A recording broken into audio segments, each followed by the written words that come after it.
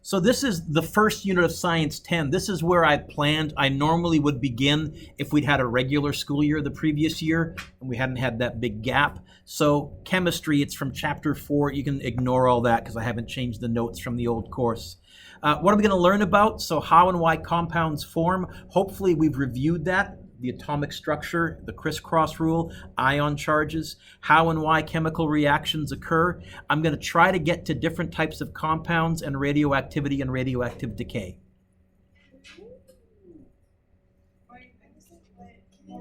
Oh, are those blanks for you? Yeah. Okay. Oh, shoot, we're writing this down? Maybe. Mommy.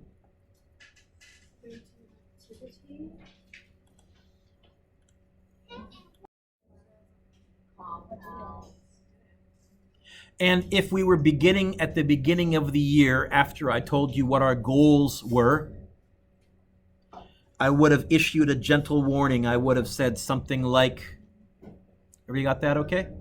Oh, still waiting? I really want to get to radioactivity if I can. It's tricky, but it's cool because, you know, radiation. Okay. Try and keep up. If you fall way behind, it's going to get ugly.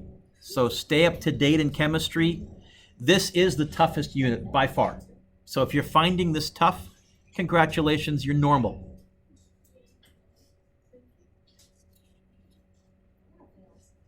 No, you won't. Yep. When you said if you don't get caught up, it's gonna get ugly, I thought you meant that we're gonna turn ugly. No, but it could get ugly. Okay? You're gonna need a calculator for part of this because we are gonna be doing 2-digit and 3-digit subtraction in our heads or using a calculator. I would bring the calculator. It doesn't need to be a fancy schmancy scientific one, although you can have one if you want. I won't let you use your smartphone as a calculator. Why not? It's too easy to cheat. You can download apps and stuff that do all this for you. And you're not going to be able to use a smartphone as a calculator in post-secondary, so why don't I start getting you familiar with some of the equipment you're going to use now? Why would I let you get good at something they won't let you use? So if you have a cheap free calculator at home, as long as it can add, subtract, multiply, and divide, that'll work for this. It doesn't need to have the trig functions or sine and cosine or exponents or anything like that, although if it does, great. So we begin with what I would have done at the beginning of Science 10, some review. Hopefully now you have this at your fingertips. It says, list the 3 subatomic particles and their respective charges. Let's go like this. Let's divide the page into 3 chunks. What's the first subatomic particle that you remember and what's its charge? Yeah, Raphael? Ions? Ions are what give elements charges. Proton. Protons is one. What's our symbol for proton? So we typically do that. Neutron. Yep. And E minus. Which ones can atoms lose or gain easily? Electrons. Which ones can atoms lose or gain with difficulty? We're going to talk about that in radiation, but neutrons are what form isotopes, and radioactive decay is when atoms actually lose protons and become a whole new element. Okay? Which one is the lightest? Yes.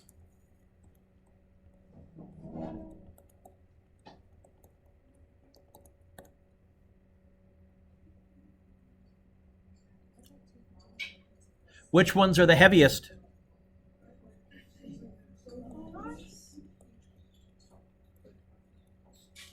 They have almost an identical mass.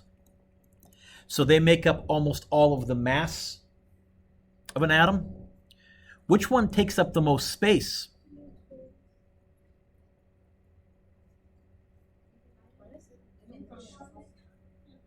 Sorry? Nope. Nope. Remember, the nucleus is crazy tiny. It's ridiculously crazy tiny. So electrons make up almost all of the space of an atom. Actually, most of an atom is empty space. It's a vacuum, but the electrons in their shells take up more space. Electrons take up more space. So if we were to draw a model of an atom, I've already told you this model is wrong. Atoms don't actually look like that. But as a good model, Casey, we do something like this. We draw a little nucleus there. We put some protons and some neutrons there. And then we represent the electrons in these circular shells. They're not circular. They look weirder than that. 2 in the first shell, 8 in the next shell, 8 in the third shell, 18 after that, and then it gets weird. But if you're looking to draw a rough sketch of an atom, does anybody, what we call this model, starts with letter B? This is the Bohr model of an atom. Okay? Some weird stuff, by the way, you may not have appreciated.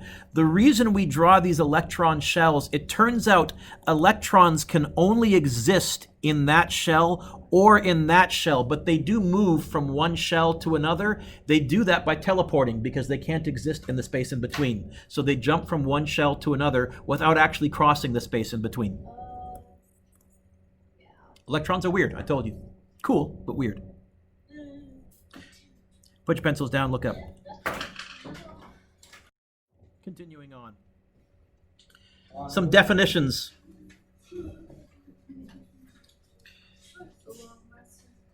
We're not going to get through all of it, but that's okay. First definition is the word compound. Compound. A compound is a pure substance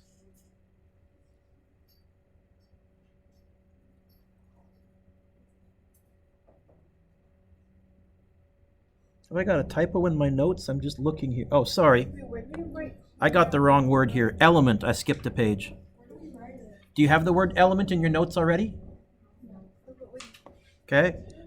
Give me 1 second. Let me look at what your notes look like. This is what happens when I print these up in multiple versions. A pure substance is a substance that consists of only one type of atom. So if a compound, if an object is a pure substance, it contains only one type of atom. And more specifically, an element is a pure substance that cannot be broken down into simpler substances. Anything on that periodic? Thank you. Well done. You are. Anything on your periodic table are elements. And this is the word I was trying to get at. When we combine elements, what do we... Yes, so a compound is a pure substance that's composed of two or more atoms in a specific way. Water, H2O. Sodium chloride, NaCl. What's the smallest part of an element that starts with the letter A? Atom. Let's go.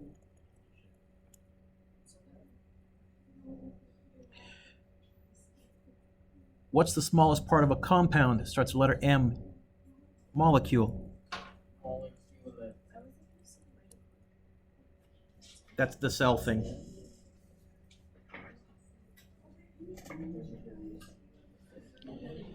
Are there any other atomish terms that you have heard? So we have electrons, protons, and neutrons. Nucleus. Nucleus, which is made up of protons and neutrons. Good. Put your pencils down, look up. Let's go. Organization of the periodic table. Elements are listed by atomic, not mass. Good. I abbreviate number with the number sign, but you can write the word number if you want to.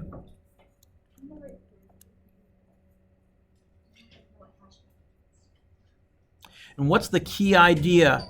The atomic number is the same as the number of what? That's what I want you to get in the nucleus. This means if you somehow lose or gain a proton, and you can with radioactivity, you become an entirely new or different element. This happens inside stars. Inside stars initially are mostly hydrogen. How many protons does one hydrogen have? One. Then, if you push them inside the stars, there's tremendous heat and pressure. You can sometimes push two protons together to form helium. How many protons does helium have? Two. Sometimes you can push a helium and a hydrogen atom together, and that gives you 3 protons. And this is how all of the periodic table elements are formed, up to and including iron. After iron, then they're formed through massive supernova explosions.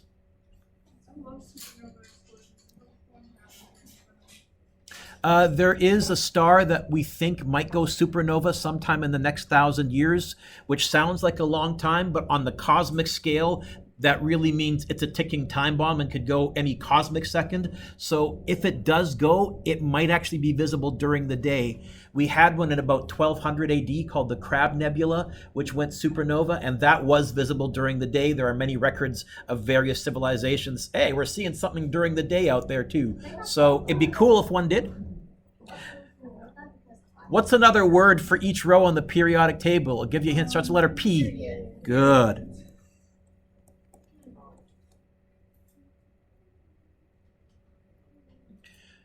And each column is called a group or a family. And they have similar characteristics. That's a long word. Or properties. Hello. Okay.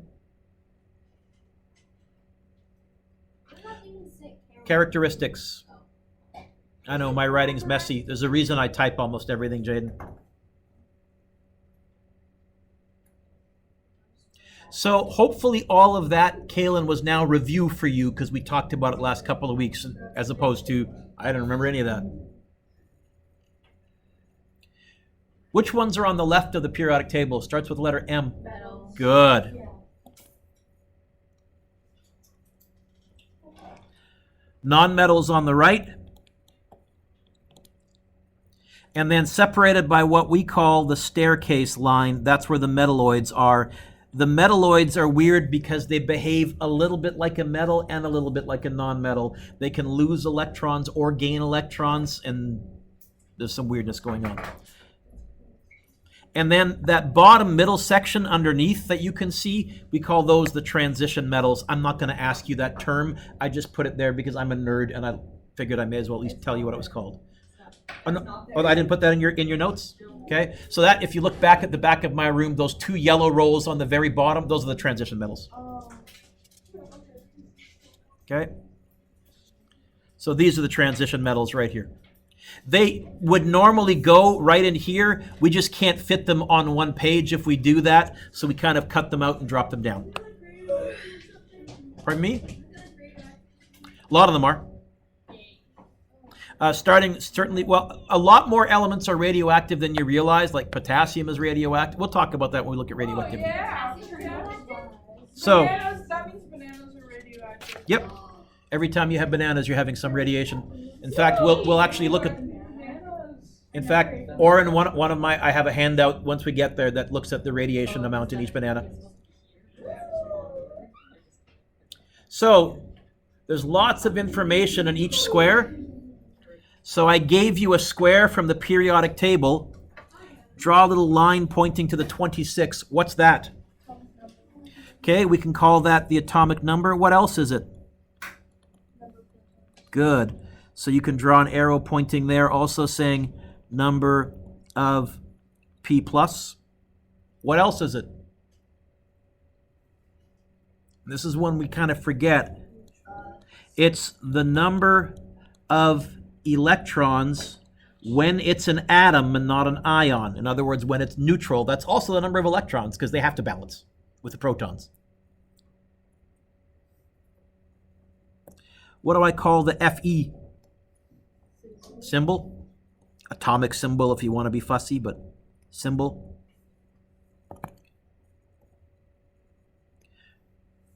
What do I call the iron? Iron. The name. Usually the symbols in the name make sense, but not always. Lead is Pb. Huh? What's the 55.8? Good.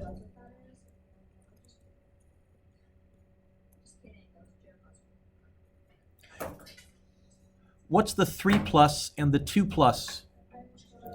The fact that this has more than one ion charge means this is multi-something. Good.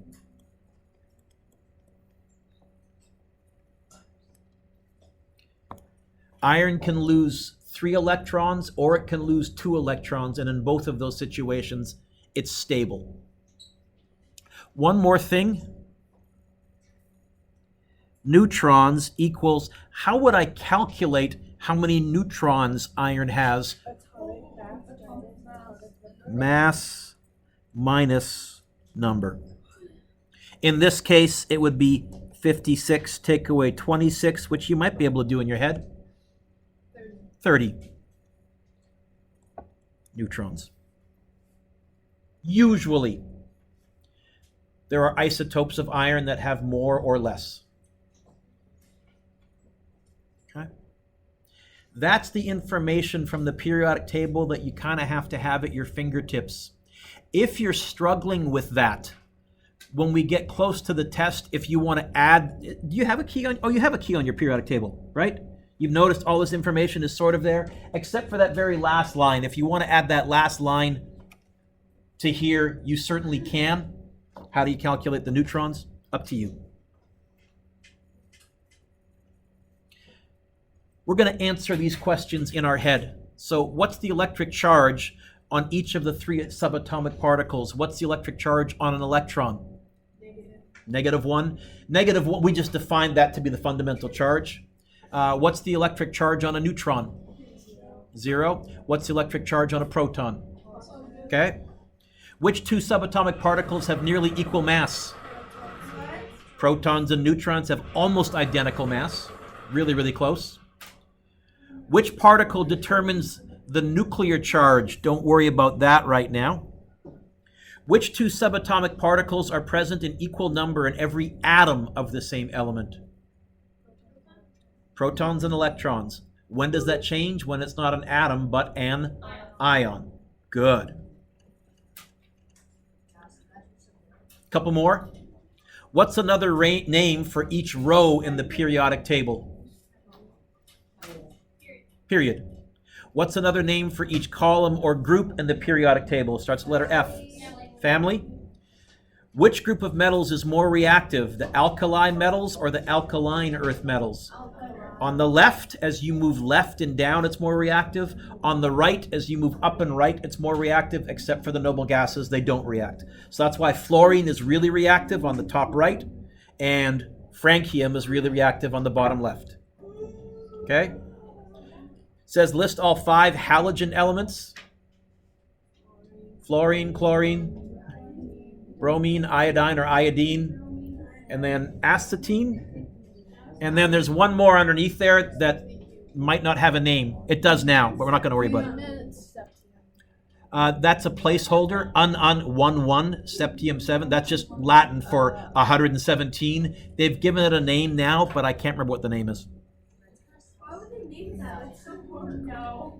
Well, it was a placeholder. There's a whole procedure. There's an international committee that picks element names. So once it was created in a lab, they said we now have element 117, and they used Latin. And we'll hold that there until we have the committee decide what it's called. So they have now got names, I think from 112 to 118. I think they all have names now. How do they know it's 117? They know it has 117 protons. But like, how do they know that each thing that have like one? They're doing very complicated particle accelerator smashing experiments. Life is What if 2 of complicated. them are 86? Like, I bet at least 2 that have the same number of protons. Can I come back to that and I'll give you a better Is explanation? it the same element of those? Or elements? But that has this job. If they have the same number of protons, yes. Really, really smart. Yep.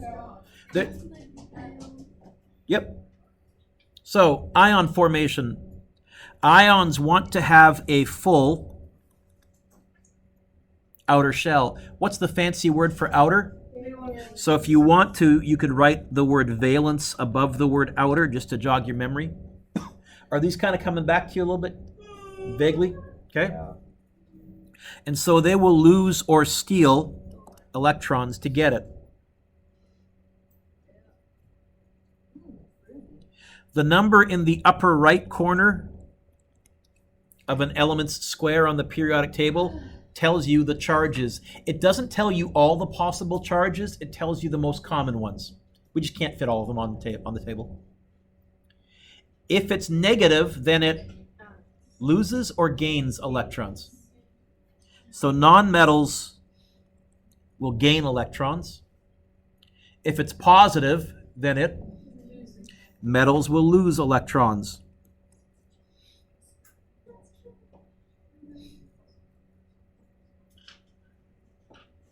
Okay? And we talk about Bohr diagrams. I gotta be honest, I don't like Bohr diagrams. So later on, either today or first thing on Thursday, I'll show you a shorter version of Bohr diagrams called Lewis diagrams. They're way nicer. But what do Bohr diagrams show? They show the organization of the electrons in those shells.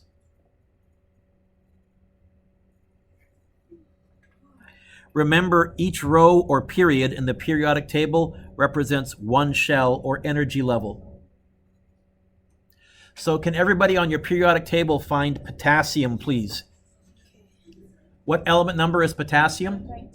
How many rows down is potassium? How many electron shells does potassium have? Same answer, 4. Okay. Somebody at the door? Is there somebody at that door? Okay, I'll pause the video for a second. One shell must always be blank before electrons are placed on the next level. Yep, full.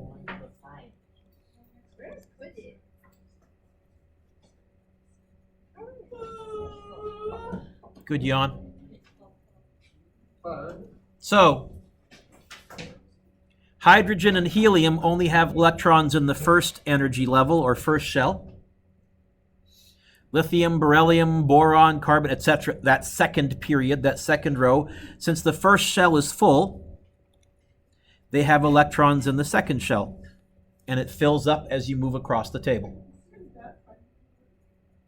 Sodium, magnesium, aluminum, first and second shells are full. They have electrons in the third shell. And then the noble gases on the right-hand column, they have a full outer shell, and this is why they are non-reactive, and the fancy word for non-reactive is inert. And I think that's a word I had you filling in the blank on. Okay?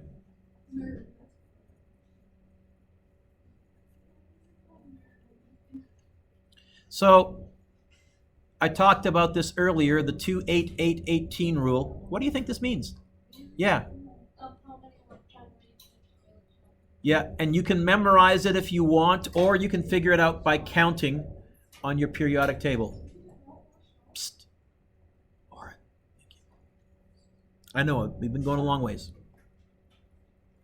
What do they mean?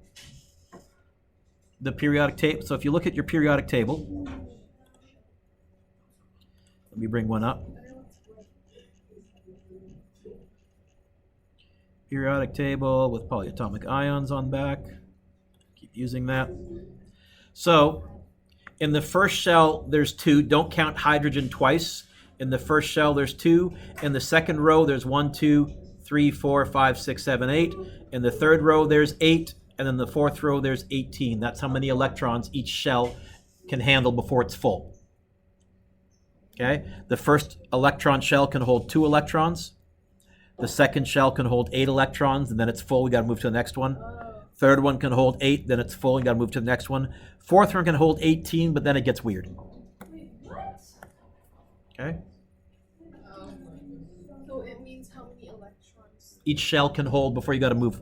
So first row has 2 elements, therefore only room for 2 electrons. Don't count hydrogen twice. The second and third period each have 8 elements. Therefore, they only have room for a total of 8 electrons before you get bumped to the next shell.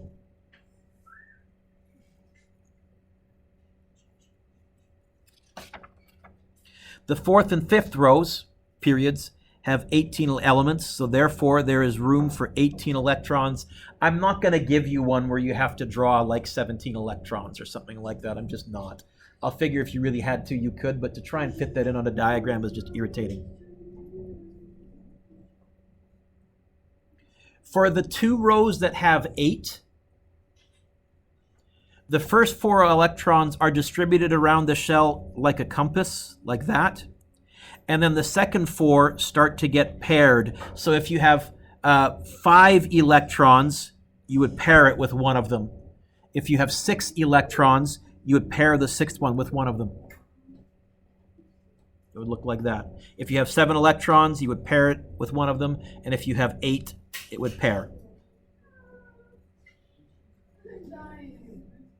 We're all dying. Death rate still 1 to 1.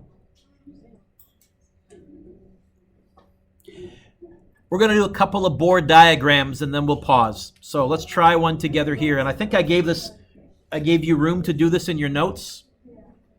Again, I'm not a fan of Bohr diagrams. I'm not going to ask you to do a bunch of these, but to understand the shortcut, you have to do these first. So, beryllium, what element number?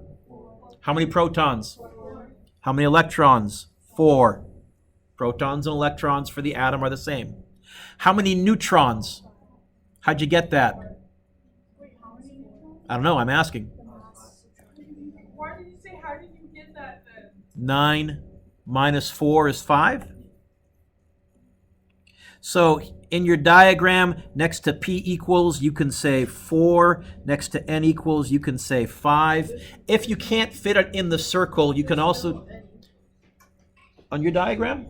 It got chopped up. I was going to say, if you can't fit it in the circle, you can also always just put it down below somewhere.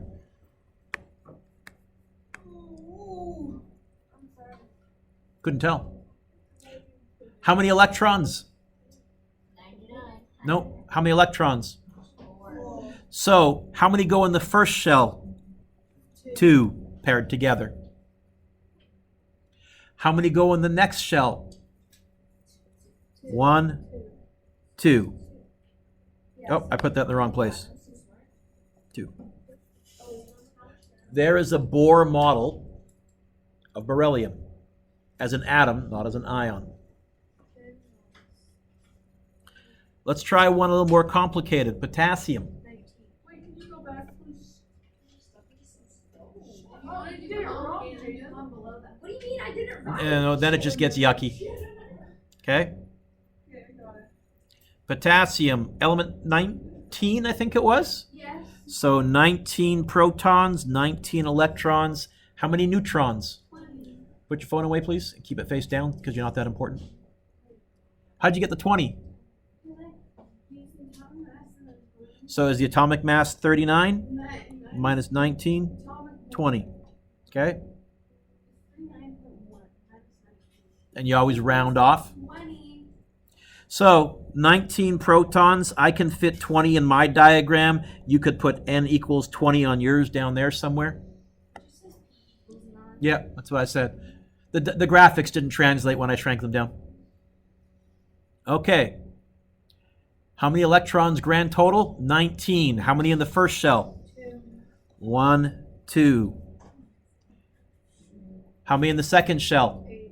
So 1, 2, 3, 4, pair 5, pair 6, pair 7, pair 8. How many electrons have we drawn so far?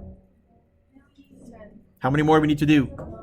9. So the next shell is going to be 1, 2, 3, 4, pair 5, pair 6, pair 7, pair 8. One on the other shell. Right there. Or wherever you want to tuck that single electron. I don't think I'll go, I might go calcium or scandium, which is 1 or 2 next to potassium, but I'm not going to go much past that because it's just too much drawing. By the way, I will give you a templated little diagram like this, so you don't have to draw the circles yourself, because I can't draw circles to save my life. Yep. So what would the potassium ion look like? How many protons? Still 19. How many neutrons? Still 20, but the electrons are going to change. Why 18? Potassium could get a full shell either by gaining 17 more electrons, or by just losing one. So 18 electrons. So protons still 19, neutrons still 20. Electrons 18. So 2, 1, 2, 3, 4, 5, 6, 7. Oh, I heard somebody say the magic word. Good. Brackets.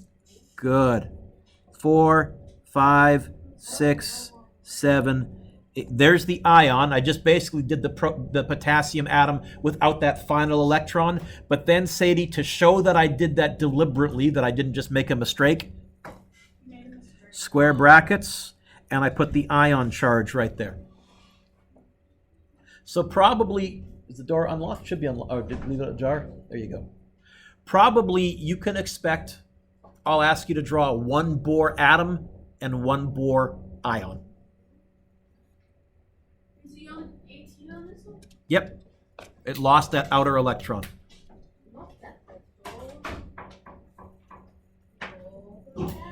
I think I had some homework I was going to have you try. I'm not going to do that right now.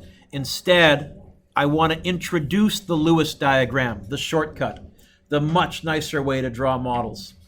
Because all of the chemical reactions is happening with the valence diagram, with the valence electrons, a Lewis diagram, all you draw, Sadie, is the outer shell. You don't care about all the inner ones. You don't care about the 2, the 8, and the 8 for potassium. You just care about the one outer electron. So look up a Lewis diagram for potassium.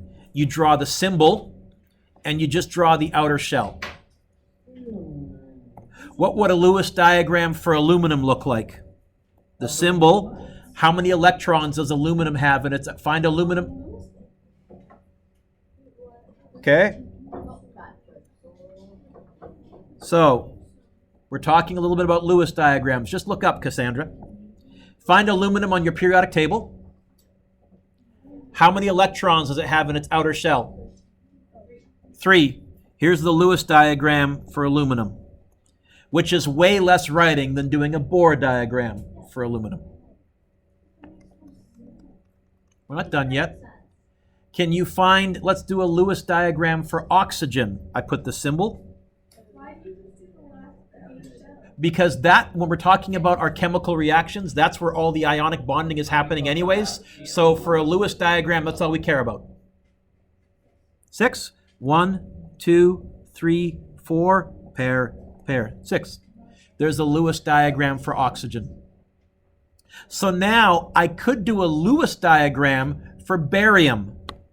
What's the atomic number of barium? 74. To draw that with a Bohr model would fill up my whole page, but the Lewis diagram, symbol, how many electrons does barium have in its outer shell? Sorry? 2. 1, 2. Okay. Oh, Lewis diagrams are so much better. Oh, it is. If you have me for physics, you'll find the phrase that I use in physics all the time is, I'm organized but lazy. So if you can give me a shortcut that is still clear but less writing, I'm in. What would a Lewis diagram look like for zirconium?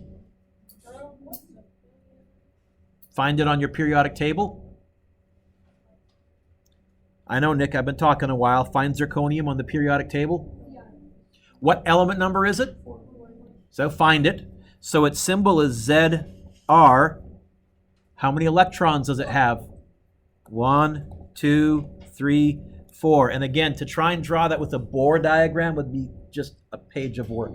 Ugh. Lewis diagrams are much nicer than Bohr diagrams. Cassandra, is that okay? Yeah, I understand. Okay.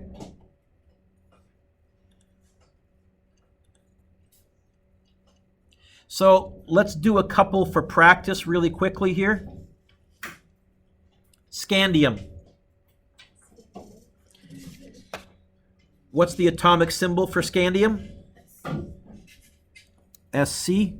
It wants us to do a scandium atom and then a scandium ion. Okay. How many electrons does a scandium atom have in its outer shell? Count over from the left. Scandium. Element number what? What's scandium? 21. How far over from the left is it? 3. 1, 2, 3. What about a Lewis diagram for a scandium ion? How many electrons would a scandium ion have in its outer shell? How many does it have right now? 3. How many does it need to lose to become stable? So if it loses 3 electrons, how many electrons does it have in its outer shell now? None. There is your scandium ion. Oh, and I have to write the ion charge. What's the ion charge? And I'm going to argue, Sadie, that is way, way less work than doing that. Yes. That's why I like Lewis diagrams. Okay? I think doing the Bohr model helps you understand why the Lewis diagrams look the way they do. We're going to do 2 more. Sulfur atom, sulfur ion. So sulfur atom, symbol S. Count over from the left. How many electrons does it have in its outer shell? 6. And so we would go like this. 1, 2, 3, 4. Pair the 5th, pair the 6th. This is way easier. Yep. Got it? Sulfur ion. How many electrons will sulfur have in its valence shell if it's an ion? Yeah, unfortunately, since it's gaining electrons, I got to do 8. 1, 2, 3, 4, pair 5, pair 6, pair 7, pair 8. Square bracket to show that it's an ion, and its ion charge is? But I'm still going to say I think that's way less writing than the Bohr diagrams. Okay, well, this is Lewis. She's the one who made the diagram. It was popularized by a chemistry prof whose last name was Lewis, who introduced this notation, and it's kind of taken off from there. That looks we didn't even feel the red. That looks more like a child. With a bowl cut. This is a lot of work, but you can also work on this, those of you that are coming tomorrow afternoon or those of you that are coming Friday afternoon. This is also for you to work on during the blended session. So what you're going to do is you're going to fill in each blank. So we've done one here for you. So step 1, complete, folks, step 1, complete the squares for each element by adding the atomic number, name, and atomic mass. And then determine the number of protons, neutrons, and electrons. And then do a quick Bohr model sketch and a quick Lewis diagram sketch. So let's do lithium together. Since boron they already did for us, you can skip boron since they did that as their example. Let's do lithium. So, lithium, atomic number. 2. Lithium? No, just kidding. So put a 3 there. I'm going to zoom in more. Where does this say? Oh, 3 years. My line. Okay. Then we put the names, so I'm going to write Lithium. Atomic mass goes here. Is lithium 7? 6.9 or something like that? Yeah, but 7. I'll put, I don't care if you put 6.9 or 7, whatever. 6.9. How many protons? You gotta be precise. How with many- that 3? 6.9. 3. How many electrons? 3. How many neutrons? Not 3, 4. And then the Bohr diagram, you don't need to put the protons and neutrons on your Bohr diagram since you just wrote it in the top right column corner. Good enough. It's going to be 2 electrons on the inner shell and then 1 more on the outer shell. Yeah. And then here you're going to do the Lewis diagram. How many electrons does it have on the outer shell? So, ta-da. Wait. How? Okay? Never mind. Is that all right? I'm going to put an answer key on both the Teams page and on the website, and I might print one up before I hang on, Ava, for a second. Then turn the page. So there's a few more to do on the next page. Oh. Okay? Oh.